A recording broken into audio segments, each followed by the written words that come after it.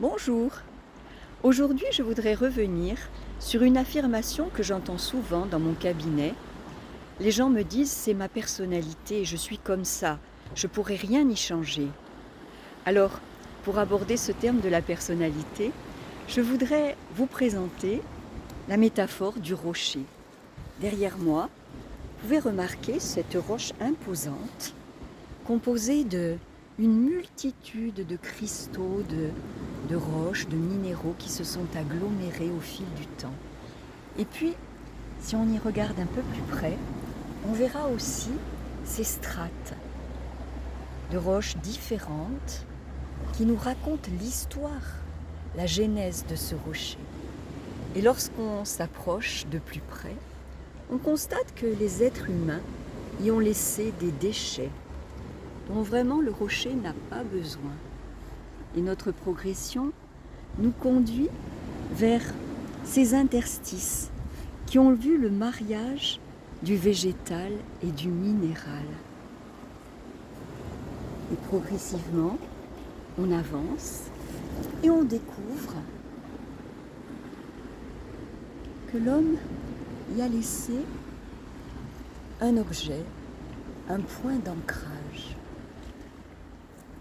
Et en fait, tous ces éléments nous permettent d'évoquer ce qu'est la personnalité. En fait, c'est une multitude d'événements et de réactions par rapport à ces événements. Elle a commencé, la construction de la personnalité, dès le plus jeune âge et peut-être même avant la naissance.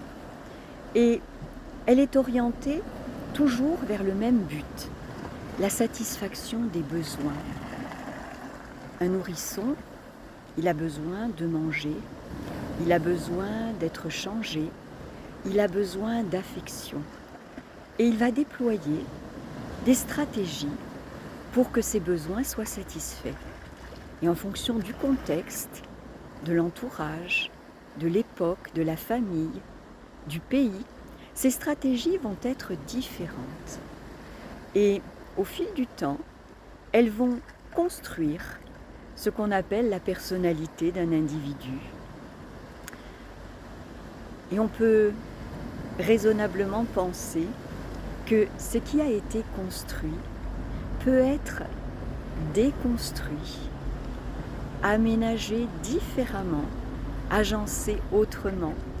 Exactement comme pour ce rocher, certes il paraît immuable, mais on sait que le vent, la pluie, le désagrège progressivement.